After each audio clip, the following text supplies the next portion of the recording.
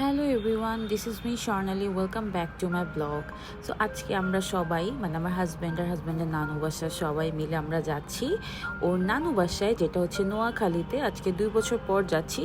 তো আমরা সবাই মিলে চেষ্টা করি যে একসাথে যখন সবাই হয় বছরে 1-2 বছর পর পর যাওয়া।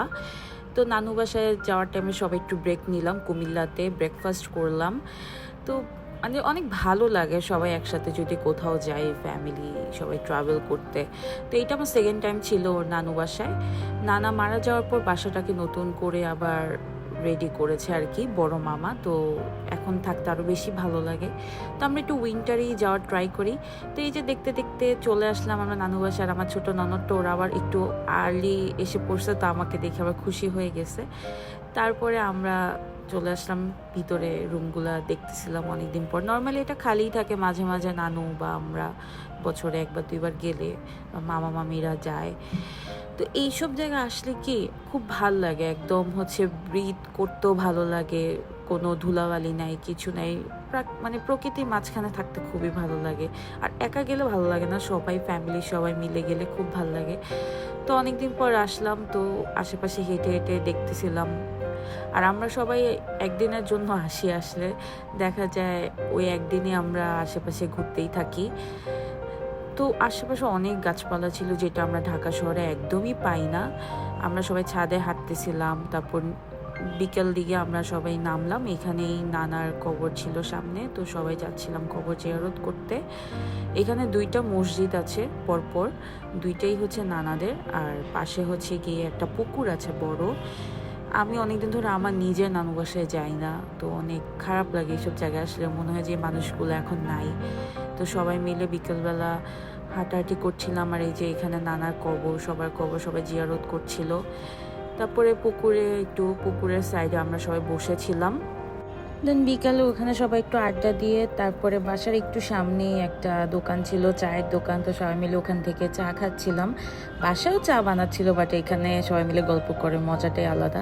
সন্ধ্যা হয়ে যাচ্ছিল, তাই আমরা তাড়াতাড়ি আবার বাসা থেকে চলে এসেছি, কারণ গ্রামে আমরা একটু ভয় পাই এইসব টাইমগুলোতে।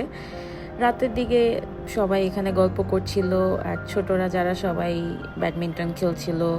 আমিও ট্রাই করেছিলাম, বাট আমি ওইভাবে খেলতে পারি না। তো আমার ছোটো ননদটা এখানে সবার মাঝখানে হাঁটাহাঁটি করছিল, ও অনেক এক্সাইটেড ছিল। ও হচ্ছে ক্যানাডাতে থাকে, বাংলাদেশ আসলে অনেক এক্সাইটেড হয়ে যায় সবার মাঝখানে।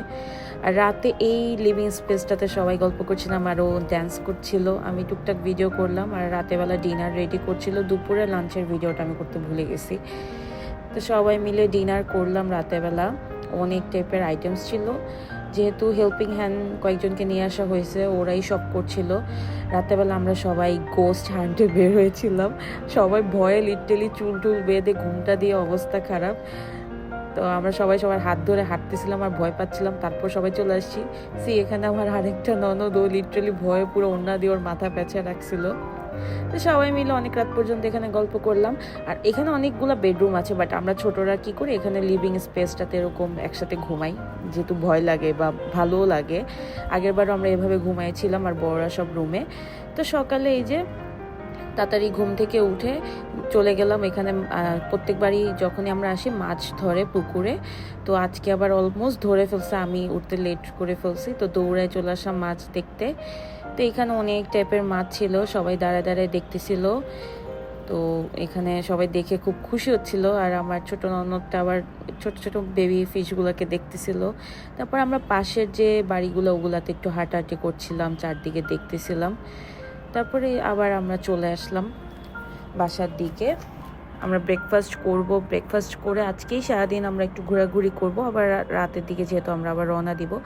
তো দ্যাট মোমেন্ট আমার ছোটো ননদটা কয়েকটা ছোট ফিশ ছিল, ওদেরকে একটা বোতলে রাখছিলাম, বললাম যে তুমি ওদের ছেড়ে দাও, ওরা খুশি হবে। তারপর ও ছেড়ে দিল। আবার এখানে আমরা একটা কুকুরকে খাওয়াচ্ছিলাম।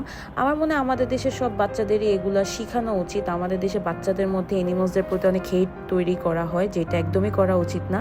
তাই ওদেরও এগুলো শেখানো উচিত, কারণ অ্যানিমালসরা অনেক ইনোসেন্ট হয়। তারপরে এই যে ব্যাক সাইডে রান্নাবান্না হচ্ছিল দুপুরের জন্য, এখানে সব মাছগুলো রাখা হয়েছে। দ্যাট মোমেন্ট আমরা সবাই প্ল্যান করলাম যে আমরা নানুর মাদের বাসায় যাব, মানে বড় নানুদের বাসায়, যে বাসাটা এখন খালিই থাকে। সো কখনো দেখা হয়নি, তো আমরা ভাবলাম যে যাই সবাই মিলে। তো এই রোডগুলোতে গাড়ি নেওয়াটা একটু টাফ, যেহেতু ছোট রোড বা ভাঙা রোড ছিল। তো আমরা সবাই মিলে এরকম অটো ভাড়া করে একসাথে সবাই মিলে যাচ্ছিলাম। অন্যরকম ফিলিংস লাগছিল, আর যেহেতু উইন্টার ছিল ওরকম খারাপও লাগছিল না। দেখতে দেখতে আমরা চলে আসলাম। এখানে না অনেক পুরানো পুরানো পুকুর, দেন কবর, তারপর পুরানো বাসা। আর এইসব জায়গাগুলোতে যখন আসি না, কেমন যেন একটা ফিলিংস হয় যে এই জায়গাগুলোতে আগে কত মানুষ থাকতো, কি সুন্দর ফ্যামিলি থাকতো, এখন এই জায়গাগুলো এরকম খালি পড়ে আছে। তখন আমার নানু বাসার কথা মনে অনেক খারাপ লাগে। ছোটোবেলা অনেক মজা করতাম। তো এই যে সবাই মিলে একটা ভিডিও নিলাম, তারপর সবাই হচ্ছে গ্রামের বাজারে চলে আসলাম। এখান থেকে টুকটাক কেনাকাটা করলাম, চা খেলাম সবাই মিলে এই রাস্তার মধ্যে। এইটা কিন্তু নর্মালি ঢাকা শহরের রাস্তায় করা যায় না, আর এত সেফ এই জায়গাগুলা। দেখতে দেখতে দুপুরের লাঞ্চ রেডি হয়ে গেল। সবাই খাওয়া দাওয়া করে আমরা ঢাকার উদ্দেশ্যে এখন রওনা দিব বিকেলের মধ্যে। আর তখনই দেশের অবস্থা আস্তে আস্তে খারাপ হচ্ছিল, সো আমরা বেশি লেট করতে চাচ্ছিলাম না।